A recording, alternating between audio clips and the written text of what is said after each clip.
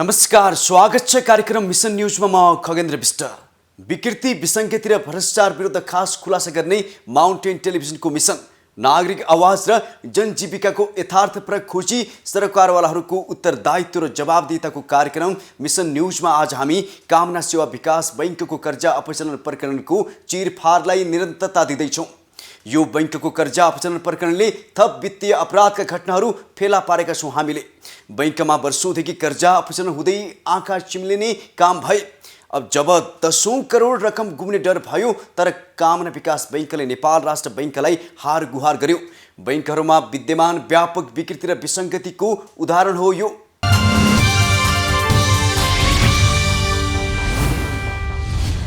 कतिपय बैंक तथा वित्तीय संस्थामा तलदेखि माथिसम्म गिरोह नै बनेर कसरी कर्जाको व्यापक दुरुपयोग हुन्छ, कसरी त्यस्ता गिरोहका शिकार सर्वसाधारण हुन्छन्। गिरोहका मुख्य नायकहरू पर्दाभित्र नै रहेर काम गर्छन्। मुख्य नायक पक्राउ पर्दैनन्। बैंकिङ क्षेत्रबारे अज्ञानता भएका र केही पैसाको आशामा फसाइएकाहरू मुख्य अभियुक्त बनाइन्छन्। यसरी बैंकहरूमा सङ्गठित रूपमा गिरोहहरूले कर्जा अपचलन गरिरहेका छन्। कर्जा जे कामका लागि लिएको हो त्यसका लागि नभई विभिन्न गैर कानुनी धन्दामा समेत चलाइन्छन्। यस्तै भएको छ कामना विकास बैंकको कर्जा अपचलन प्रकरणमा। मुख्य अभियुक्तहरू अझै फरार छन्। केही रकमको लोभमा सर्वसाधारणलाई घरबारविहीन हुने अवस्था बनाइएको छ। कानुनी रूपमा कमजोर हुँदा उनीहरू अप्ठ्यारोमा परेका छन्। एकातर्फ सम्पत्ति गुम्ने अवस्था बनेको छ भने अर्कोतर्फ जेल जानुपर्ने भय बढेको छ। वित्तीय क्षेत्रमा बैंकदेखि नियमनकारी निकायले समयमै ध्यान नपुर्याउँदा कामना विकास बैंक दमकमा भएको अनियमितताले लहरो तान्दा पहरो गर्जन थालेको छ।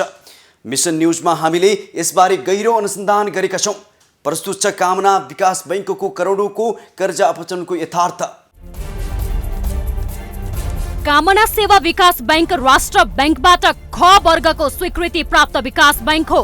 देशका मुख्य सहरहरूमा शाखा विस्तार गरेको कामना बैंकले 80% कर्जा 1 करोड भन्दा तलको प्रवाह गरेको जानकारी दिएको छ। 20% कर्जा भने 1 करोड भन्दा माथिकै छन्।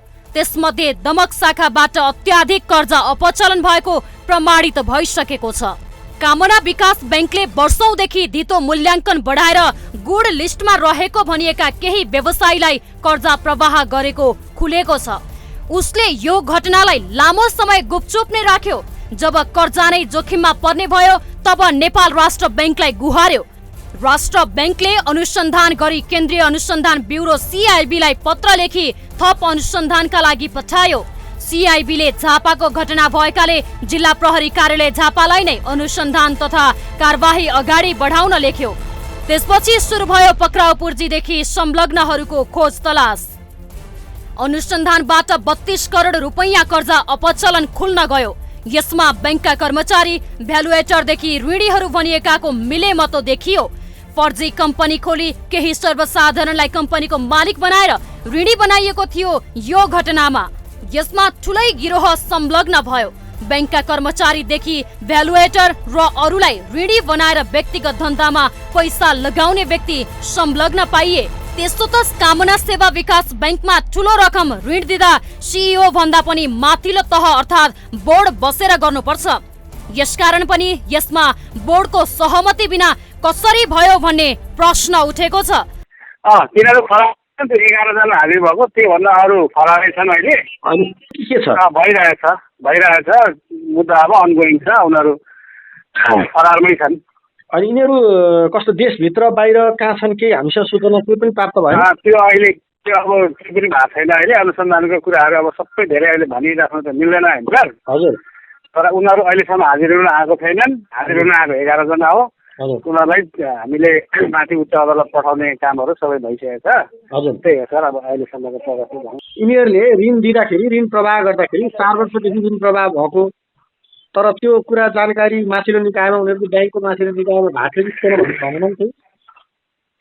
अब सर एउटा कुरा हजुरलाई म के भन्छु है यो केसमा सर, हजुर अहिले अनगोइङ केस भएको भएर यो सबै कुराहरू डिस्क्लोज नगराउनु। हजुरले पनि यो हजुरको अनुसन्धानात्मक होला होइन सर? हजुरको ठिक हो। अब यो सबै कुरा चाहिँ हजुरले मलाई नमाग्नु होला है सर प्लिज। 11 जना सम्पर्कमा आउनु भएको छ, अरू फरार नै हुनुहुन्छ। अब आउने क्रम जारी छ। आउनु भयो भने हामी कानुन अनुसार पेश गर्छौँ उहाँहरूलाई होइन। त्यो छ है सर। अब अनुसन्धान कन्टिन्यू भएको केसहरू हो, धेरै डिस्क्लोज नगरौँ न है सर। जोस केही व्यक्तिले मान्छेलाई प्रयोग गरेको देखिया छ हो यसमा ऋण। अब त्यो त अब सबै ब्याङ्किङ क्षेत्रमा के भएको छ हजुरले अझ बढी गर्नु भएको छ भन्दा होइन सर।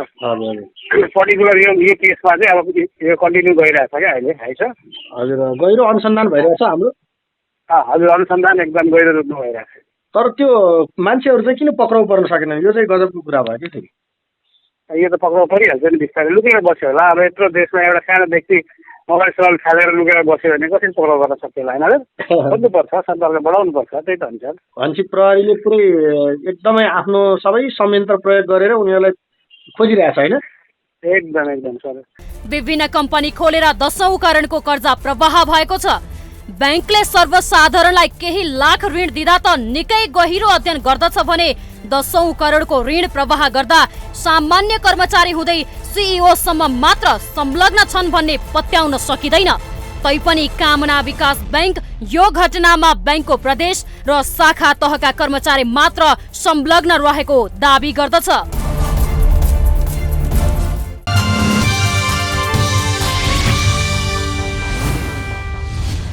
कामना विकास बैंकको कर्जा प्रचलनमा ठूलै गिरोह संलग्न भए पनि प्रहरीको खोजीमा परेका र पक्राउ परेका अधिकांश फसेको खुलेको छ। कानुनी रूपमा उनीहरू चुकेका छन्। बैंकमा ऋण लिँदा जो संलग्न पाइएका छन् र कर्मचारीहरूमध्ये जो जिम्मेवार छन् उनीहरूमध्ये अधिकांश केही व्यक्तिको जालमा परेका हुन्। 10औं करोड ऋण लिन धेरै कम्पनी खडा गर्ने र विभिन्न व्यक्तिलाई प्रलोभनमा पारेर ऋणी बनाउने गरेको पाइएको छ। तर कागजपत्रलाई नै आधार मान्नुपर्ने भएकाले मात्र अभियुक्तमा जो छन् ती भन्दा केही फरक भित्री खेलाडीहरू पनि छन्। मुख्य नायिके मध्येका एकजना दमक स्थित कामना विकास बैंकबाट वर्षौंदेखि करोडौंको कर्जा लिने र गैर कानुनी धन्दामा खर्च गर्दै आएका मध्येका हुन्। उनले सोझा साझालाई मोटो रकमको प्रलोभन दिएर कम्पनीको मालिक बनाइदिएर धितो उनीहरूकै राखेर कर्जा लिन लगाउँथे। तर कर्जाबाट प्राप्त रकम उनी आफैले प्रयोग गर्थे। यो क्रम वर्षौंदेखि चलिआयो। तर बैंकले कर्जा बाबतको ब्याज र केही कर्मचारीको कमिसनको खेलका कारण मौनता साध्यो। जब कर्जा जोखिममा पर्ने भयो तब बैंकका उच्च अधिकारीहरूमा छटपटी बढ्यो। उनीहरू बल्ल नियमनकारी निकायलाई गुहार्न पुगे। ऋण लिने विभिन्न व्यक्ति तर कारोबार गर्ने एउटै व्यक्ति थिए। यसबारे बैंक जानकार नभएको होइन, तर तिनै व्यक्तिको कारोबार बिग्रिएको सूचना पाएपछि बल्ल प्रभाव भएको कर्जा जोगाउन बैंकले तदारुकता देखाउन थाल्यो। ती व्यक्ति थिए सुभाष दाहाल। उनको मिलोमतो बैंकका कर्मचारी सञ्जीव नेउपानेसँग थियो। तर त्योभन्दा पनि माथिसम्म उनको सम्पर्क स्थापित थियो। तर यो प्रकरणमा उनीहरूले कर्जा हात पार्न प्रयोग गरेका ऋणीहरू मात्र पक्राउ परे। उनीहरू आफै प्रहरीको सम्पर्कमा पुगेको स्वयं प्रहरीले जानकारी दिएको छ। बैंकका अधिकांश कर्मचारी पनि आफै सम्पर्कमा पुगे, जसमध्ये सीईओ प्रवीण बस्नेत पनि हुन्। को फरार भए र को प्रहरी सम्पर्कमा पुगे। घटनाको वास्तविकता के हो? थप रिपोर्ट। कर्जा लिनकै लागि बैंकका कर्मचारीले भने बमोजिम कम्पनी खोलेका थिए सुभाष दाहालले। बैंक पनि कर्जा प्रवाह गर्न चाहन्थ्यो। कर्मचारी मध्ये सञ्जीव नेउपानेलाई मोटो कमिसन मिल्ने गरेको थियो। उनको सीधा सम्पर्क बोर्डसम्म थियो। बैंकमा चल्ता पूर्जा मानिन्थे नेउपाने। कानुनी रूपमा अप्ठ्यारो नपरोस् भनेर धेरैवटा कम्पनी धेरै व्यक्तिको नाममा खोलिएको थियो। जति धेरै कम्पनी खोल्यो उति कर्जा लिँदा र दिँदा राष्ट्र बैंकको पनि निगरानीमा नपर्ने बुझाइका आधारमा उनीहरूले योजना बुनेका थिए। मधुसूदन निर्माण सेवा Damak, Sanju market private limited Urlabari र बरपति सप्लायर्स दमकका नाममा कम्पनी खोलेर कम मूल्याङ्कन भएको धितो राखी कर्जा प्रवाह भयो। पैसा भने सबै सुभाष दाहाल समूहले लिन्थ्यो। उनीहरूले कर्जा लिन प्रयोग गरिएकाहरूले निश्चित प्रतिशत रकम पाउँथे र कर्जाको जिम्मा पनि आफै लिने सहमति गर्थे। ती रकमहरू गैर कानुनी गतिविधिहरूमा बढी प्रयोग भयो। यो विषयमा अब धेरै कुरा नगरौँ। मैले जति भने हजुरलाई वित्तीय अपराधको कुरा हामी जिल्लाको युनिटहरूले अनुसन्धान गर्ने भनेको यो माथिबाट अनुसन्धान भएर आएको केस त पहिल्यै जिल्लाभन्दा बढी माथि नै थाहा हुन्छ सर। यस्तो मात्र नभई वित्तीय अपराधले जस्तो भने नि मान्छेको लेनदेन सम्बन्धी जस्तो ब्याङ्किङ सहकारी सम्बन्धी यो आर्थिक कारोबारले गर्दा त्यसले अरू अपराधलाई असर गर्छ कि गर्दैन? झापाको केसमा के छ? अपराध भनेको अपराध हो सर। एउटा अपराधले अर्को अपराध कोही रिलेटेड हुन्छ, कोही हुँदैन, कुनै चाहिँ प्रकृति फरक हुन्छ। अब यही केसले गर्यो भनेर म कसरी भनौँ होइन त, प्रकृति फरक छ। अनुसन्धान गरेर अब हामीले डकुमेन्टहरू फर्जी भएको पायौँ, त्यो अनुसारको मुद्दा चलेको छ। ब्याङ्किङ कसरी पनि भयो र फर्जी डकुमेन्ट होइन, त्यो कुराहरू छ, त्यो कुराहरूलाई हामीले अगाडि बढाइदिएका छौँ। अनि यो पैसा कता चलाएको भन्ने कुरा पनि हामीले अनुसन्धान गर्यौँ। पैसा त अब उहाँहरूले कता लगानी गर्नुभयो, तर पैसा निकाल्ने प्रक्रिया नै फर्जी भइसकेपछि त्यो चाहिँ अब ब्याङ्किङ कसुर अन्तर्गतै कुनै किर्ते व्यवसायमा पर्ने भयो र कुनै चाहिँ ब्याङ्किङ कसुरमा चाहिँ मिलोमतोमा चाहिँ राष्ट्र ब्याङ्कले तोकेको ऊभन्दा चाहिँ बाहिर गएर गरेको देखियो। कर्जा लिनकै लागि बैंकका धेरै कर्मचारीहरू संलग्न गराइनुपर्ने नियम हुन्छ नै, जसमध्ये बैंकका प्रदेश प्रमुख, शाखा प्रमुख, ऋण सम्बन्धी हेर्ने प्रबन्धकदेखि अन्य कर्मचारी। भ्यालुएटरको भूमिका महत्त्वपूर्ण हुने नै भयो, तर त्यसका लागि योजनाबद्ध तरिकाले समूह नै खडा गरिएको थियो। अनुसन्धानका क्रममा केही व्यक्तिबाट सुरु गर्दा 18 जना संलग्न पाइए। प्रहरीले थप व्यक्तिहरूको समेत पहिचान गरेको थियो, तर कतिपय बारे प्रमाण नपुग्ने देखिएको छ। बैंकका माथिल्लो तहका व्यक्तिहरूको संलग्नता कागजमा छैन। उनीहरूको मौखिक आदेश र संलग्नता भने रहेको पत्ता लागेको छ। जिल्ला प्रहरी कार्यालय झापाका प्रवक्ता समेत रहेका डीएसपी खगेन्द्र प्रसाद रिजालले 18 जना संलग्न रहेको आधारमा कारबाही चलिरहेको जानकारी दिए। उनीहरूमध्ये अधिकांश फरार थिए। बिस्तारै सम्पर्कमा प्रहरी पुगे। घटनाका मुख्य नाइके मध्येका सुभाष दाहाल र सञ्जीव नेउपाने भने 2 महिना यता फरार छन्। उनीहरूलाई पक्राउ गर्न प्रहरीले खासै चासो देखाइरहेको छैन। आफै सम्पर्कमा आइहाल्छन् भन्नेमा प्रहरी छ। आर्थिक अपराधमा प्रहरीको भूमिका पनि शङ्कास्पद हुने गरेको छ। कमिसन नपाई काम नगर्ने परिपाटी विकास भइसकेको छ। यसकारण पनि फरारहरू प्रहरीको नजिकै घुमिफिरी निर्धक्कसँग हिँडिरहेका हुन्छन्। कामना विकास बैंकको कर्जा अपचलन प्रकरणमा संलग्नहरूमध्ये कतिपय फरारलाई पक्राउ गर्न प्रहरी सक्रिय भएन। फरार भनिएका सुभाष दाहाल र सञ्जीव नेउपाने देशभित्र छन् या विदेशमा भन्ने बारे पनि प्रहरी प्रश्न छैन। उनीहरू देश बाहिर पुगेको हुन सक्ने भन्दै प्रहरीले पक्राउ गर्न खासै सक्रियता देखाएको छैन। ऋणीहरूले कर्जा तिर्दै जाने गरी दबाव सृजना भइरहेकाले तिर्ने बुझाइ पनि कामना विकास बैंक र प्रहरी दुवैको छ। तर कर्जा अपचलन भइसकेको घटनामा रकम तिर्दैमा उन्मुक्ति दिने परिपाटीले वित्तीय अपराध गर्नेहरूलाई प्रोत्साहित गरिरहन्छ। कामना विकास बैंकको कर्जा अपचलन प्रकरणमा हालसम्म 8 जना प्रहरीको सम्पर्कमा आइसकेका छन्। बाँकी 10 जना फरार रहेको र उनीहरूको पनि बिस्तारै प्रहरीको सम्पर्कमा आउने आशा व्यक्त गर्छन् डीएसपी रिजाल। अहिलेसम्म यसको सुरुमा 2 जनालाई पक्राउ गरेर उनीहरू 44 दिनपछि यता इलामले छोडिसकेपछि त्यसपछि सम्पर्कमा आउनु भएको छ। अरू पनि उहाँहरूलाई पनि हामीले इलाममा हाजिर गराइसकेपछि उहाँहरूलाई पनि धरहरीमा छोडेको अवस्था छ। भनेपछि जम्मा 18 जना प्रतिवादी मध्ये 11 जना चाहिँ हाजिर भएर इलाम अदालतले चाहिँ हजुरको तारिखमा धरौटी राखेर तारिखमा छोडेको अवस्था छ अहिलेसम्म। भनेपछि बाँकी फरार कतिजना छन् अहिले? अब हजुरको 7 जना सम्पर्कमा आउन बाँकी रह्यो, फरार भनौँ न। यसमा चाहिँ हजुरको अब कर्मचारी, बैंकका कर्मचारीहरू पनि हुनुहुन्छ र ऋणी पनि हुनुहुन्छ। अहिलेसम्म आएको टिम नदेखि त त्यो फ्रड हुने कुरै थिएन होइन। बैंकको कर्मचारीहरू पनि केही मिल्नु भएको छ, ऋणी मिल्नु भएको छ। कामना विकास बैंकमा एकपछि अर्को कर्जा अपचलन प्रकरण खुल्यो। दमक स्थित शाखाबाट 32 करोड कर्जा अपचलन प्रकरण खुल्नु अघि 23 करोड कर्जा अपचलनको अर्को घटना खुलिसकेको थियो। यसमा पनि मुख्य योजनाकार थिए सुभाष दाहाल नै। यो घटना 2076 सालमा कर्जा लिँदा भएको थियो, जसको अनुसन्धान यसै वर्ष भयो। बैंकको दमक शाखाबाट प्रवाह भएको ऋणको अनुसन्धान हुँदा 4 कम्पनी र 1 व्यक्तिलाई प्रवाह गरेको कर्जामा अपचलन भेटिएको थियो।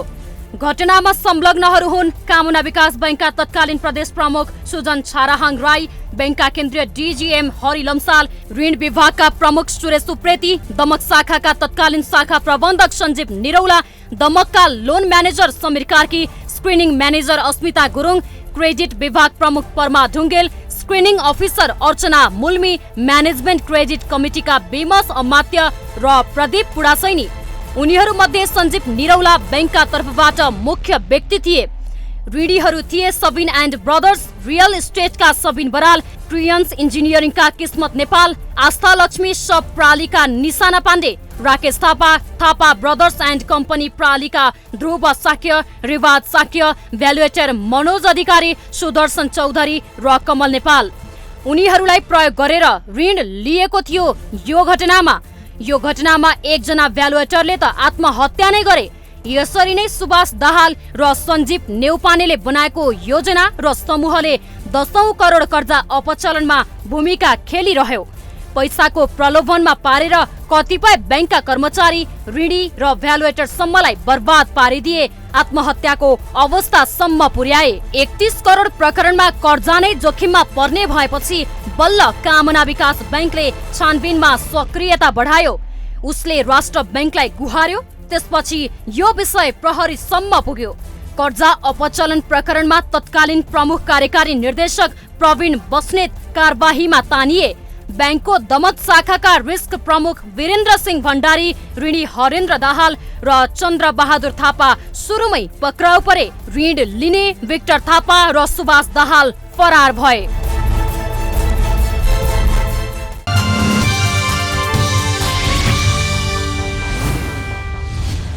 कामना विकास बैंकको कर्जा अपचलन प्रकरणमा सतहमा धेरै पाटाहरू खुलेका छन्।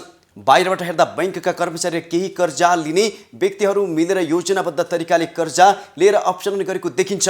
तर ती रकमहरू कहाँ खर्च भए, कमिसनको खेल के कति भयो, कर्जा लिँदा बैंकको सिइओ तहसम्म मात्र जानकारी भयो कि माथिल्लो तहसम्म भयो, यस्ता पाटाहरू खुलाइएको छैन। नेपाल राष्ट्र बैंकबाट सम्बन्ध प्राप्त खबरको बैंकले 10औं करोड ऋण प्रवाह गर्दा बोर्डसम्म यसबारे जानकारी थिएन भन्ने पत्याउन सकिँदैन। जबकि सर्वसाधारणले 50 लाखभन्दा माथि ऋण लिन खोज्दा क वर्गको बैंकमा समेत माथिल्लो तहसम्म जानकारी पुग्छ।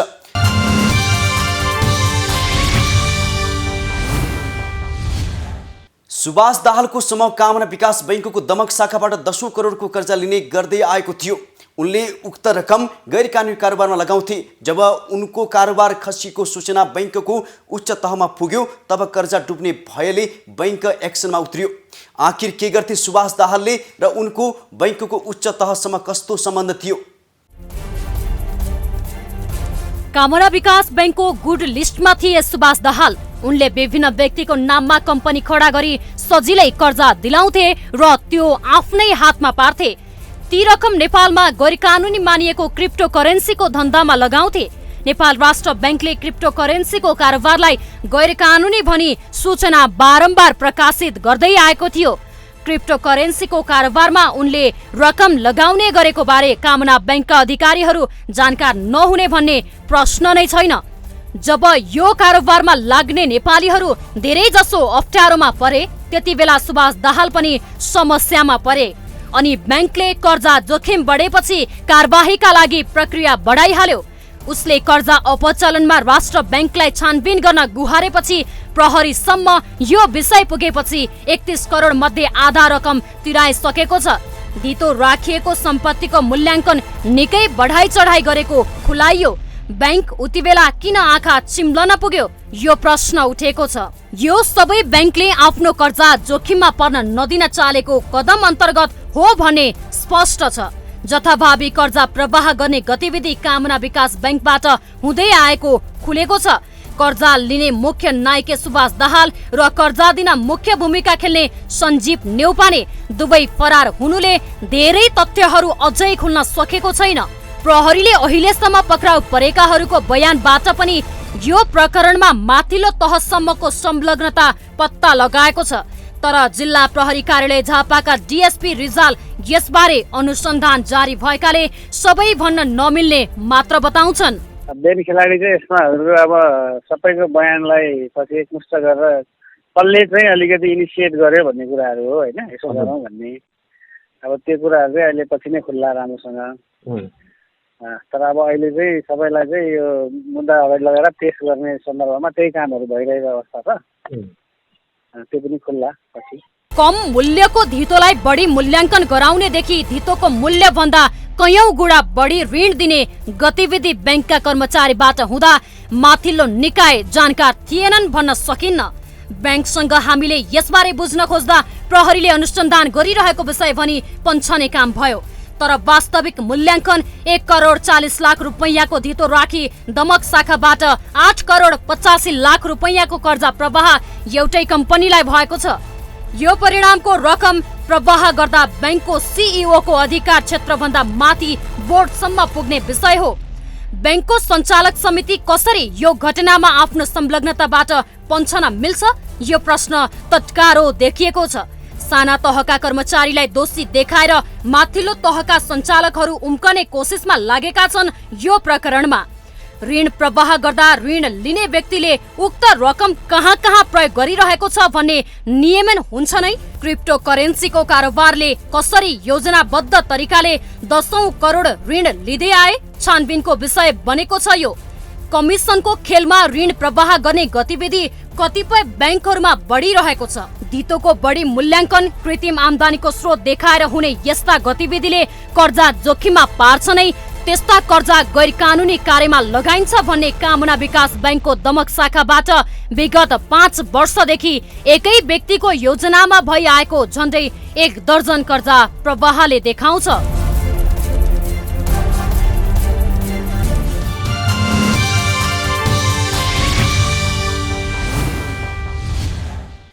बैंक तथा वित्तीय संस्थाबाट निक्षेप हुने रकमहरू सबै सही तरिकाले आएको हुन्छ भन्ने हुँदैन।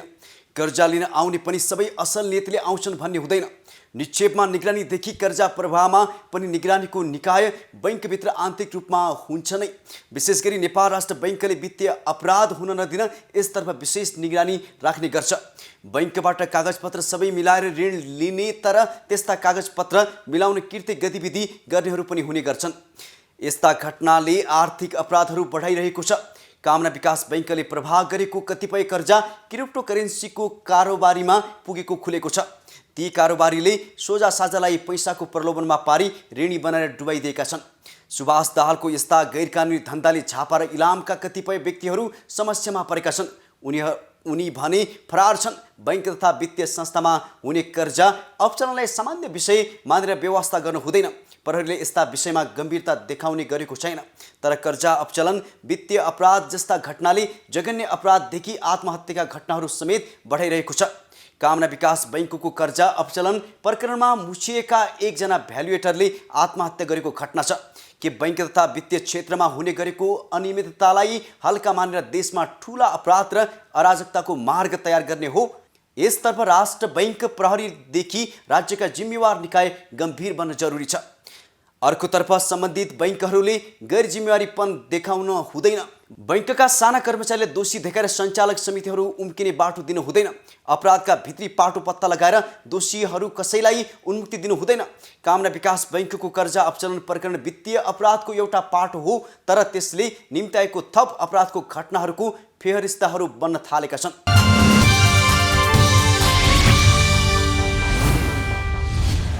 कामना विकास बैंकको कर्जा अपचलन त वित्तीय अपराधको एउटा सानो उदाहरण मात्र हो। देशमा यस्ता धेरै घटनाहरू लुकाइएका छन् जसको सप्रमाण खुलासा गर्दै जानेछौँ। वित्तीय अपराध बढ्दा देशमा ठूलो अराजकताको खतरा बढेको छ। समाजमा मूल्य मान्यतामाथि धक्का लाग्न थालेको छ। अनुशासनहीनता बढिरहेको छ। यसलाई तत्काल रोक्न हरेक क्षेत्रले दबाब बढाउनु जरुरी छ। देशमा व्यथित र विसङ्गति विरुद्ध मिसन न्यूजमा फेरि नयाँ खास खुलासा लिएर आउने नै छौँ। तबसम्म यहाँहरूबाट मिसन न्यूज बिदा हुन चाहन्छ। नमस्कार।